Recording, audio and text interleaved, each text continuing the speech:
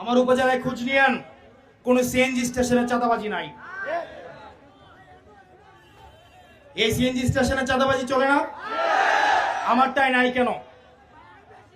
আমারটাই নাই কেন? কারণ আমি মাফিয়াদের সাথে কম্প্রোমাইজ করি না। আপনাদের এলাকায় ইটভাটা আছে? ইটভাটা আছে? এগুলো চলতেছে না? আমার এলাকায় খোঁজ নিয়েন, ইটভাটা দেখে দেখে সেগুলো ভেঙে ফেলা হচ্ছে।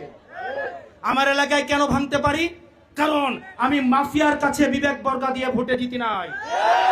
আমার জন্য ভোট দিয়েছে মা বোনেরা, আমার কেন্দ্রগুলো পাহারা দিয়েছে যুবক ভাইয়েরা, মাদ্রাসা পড়ুয়া শিক্ষার্থীরা। আমার জন্য মায়েরা নিজে টাকা তুলে আমার জন্য সিএনজি ভাড়া দিয়ে ভোট দিতে আসছে। সুতরাং যারা জনগণের ভোটে নির্বাচিত, তারা মাফিয়াদের বিরুদ্ধে তাদের লড়াই অব্যাহত থাকে।